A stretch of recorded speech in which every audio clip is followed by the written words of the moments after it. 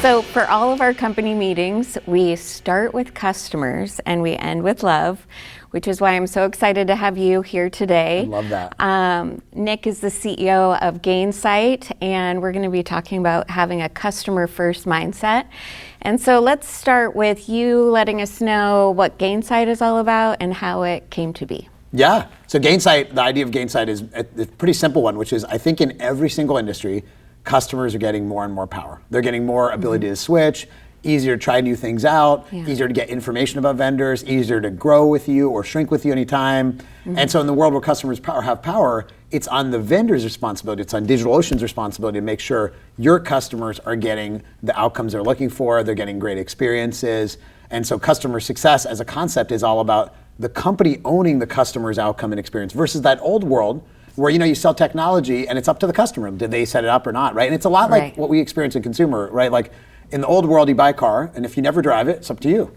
New world, you use Uber, Lyft, whatever you want, and switch anytime you want. And so in that world, we think there's a massive change in how companies work. Part of that's having like a customer success team, which DigitalOcean has. Part of it's rethinking the way you build a product to be all about adoption, how you sell to customers, and we're all about driving that transformation. And the way it came about is I started my career working in traditional software, like enterprise software. You install it, the customer never uses it, doesn't matter, they paid you up front, right? And then I went to run my first SaaS business in 2008. And I came in with that old school mindset where I was like, okay, it's all about the product, all about sales. Those are the only two things that matter. I'm sure you've been in companies like that.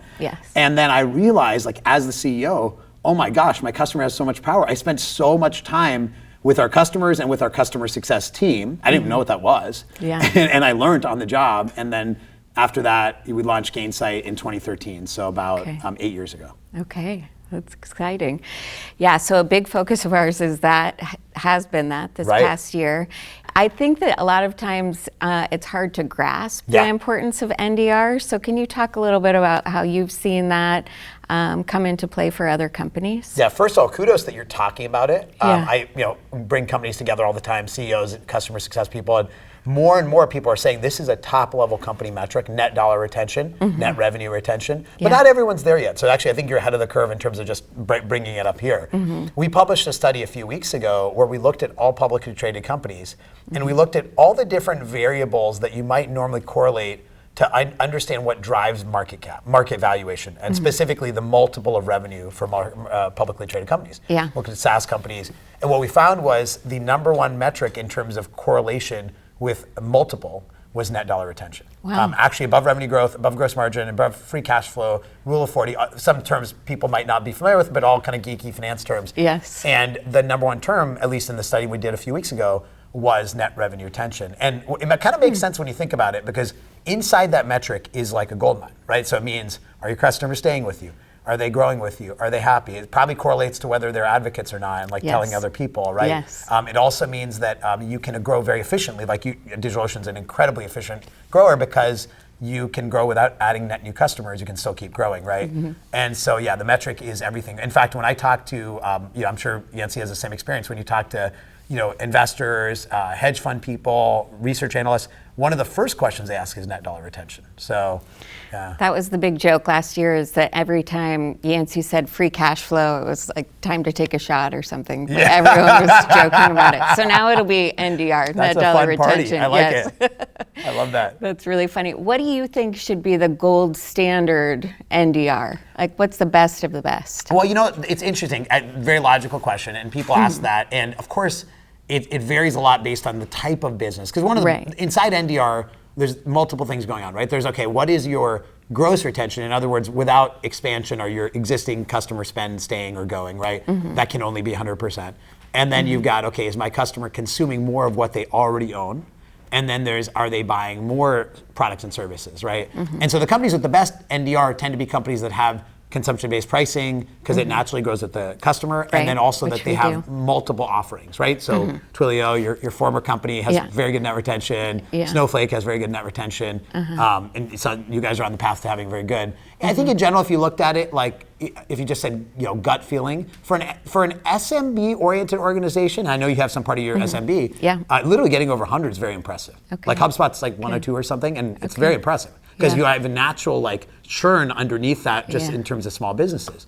As you get more into enterprise, you want to be probably 110 or higher, and then 120 is quite good, and then when you get into that 130, 140, that's definitely the major leagues. The gold standard, yeah. Okay, good. So I know that you sort of referenced how NDR can impact the multiple for stock and valuation. Why do you think all the employees at DigitalOcean should get excited about net dollar retention, this customer first mindset?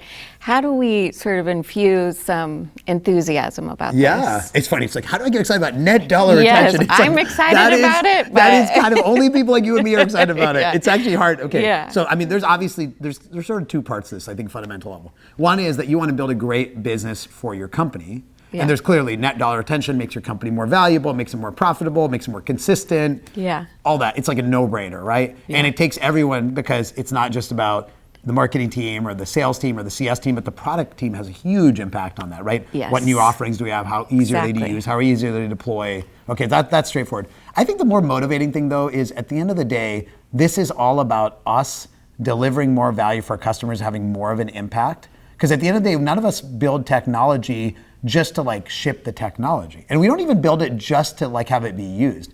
We build it to have people do great things with it, right? Like that's what gets us excited. I'm sure there's so many stories in your case studies of people building amazing applications and doing great things. And that's what excites us, right? So how do we actually reduce the barrier for them to do that? How do we get them to do that more quickly, more efficiently? That'll help your business, but also honestly, I think people feel great about it. And we talk about this at Gainsight. We talk about this idea of like, how do you have a more human first approach to business?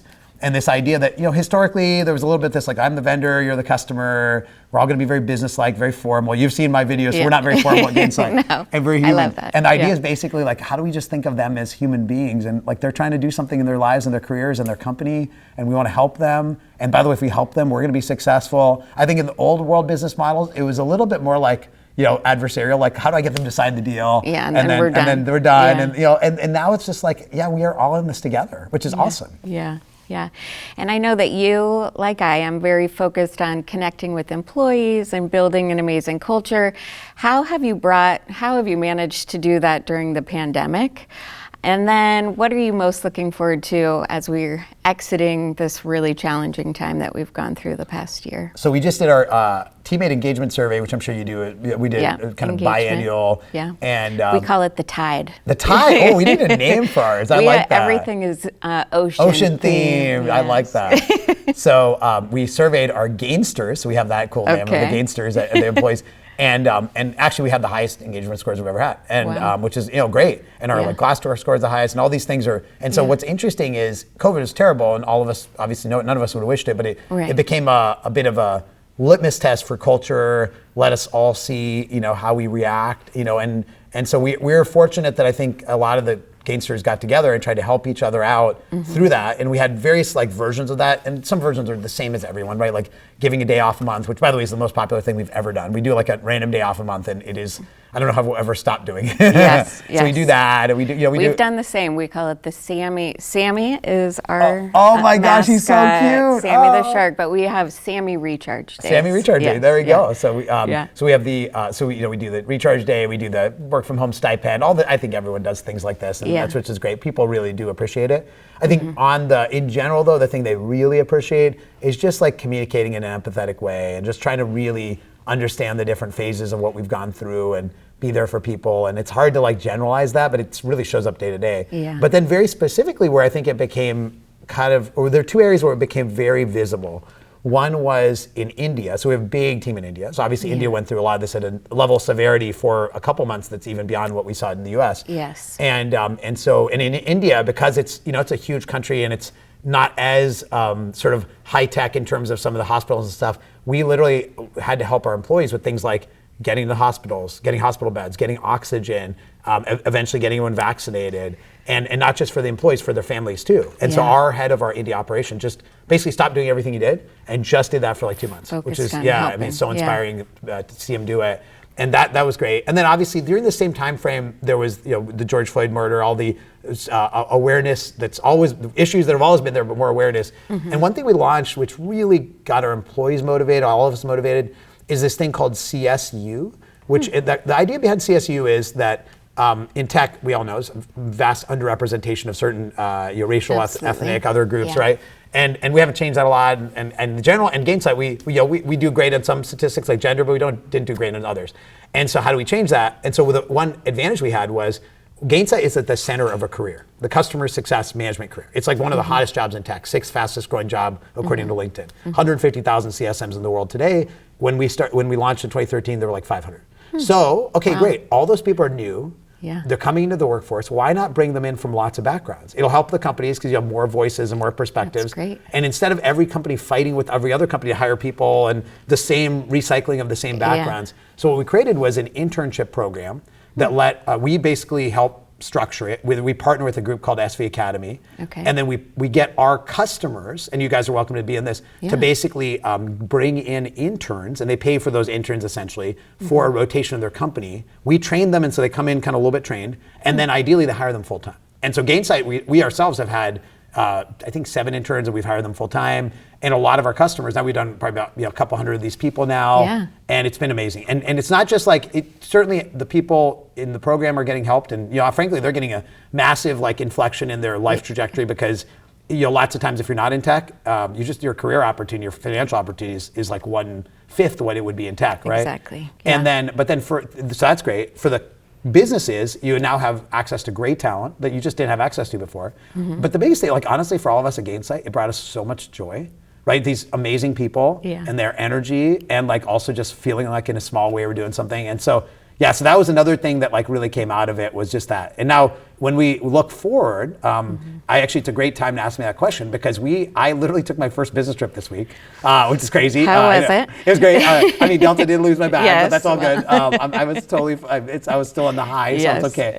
I had my executive team together for an offsite. Went to Salt Lake City, which is so beautiful. Yeah. You live in the mountains, so you know that area. Yeah. And that I will say that although we are a very distributed company, we love that we let people work wherever they want to.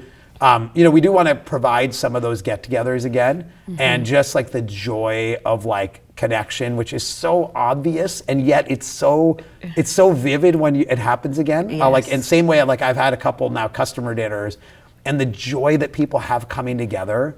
It's just inspiring, right? It's honestly cool to do this interview with you in person, right? Yes, that's what I was going to say. That's why I'm here with you. I know, it's I was thank you so for excited. flying out. Yes. Well, thank you. This has been great. It's been so awesome. exciting.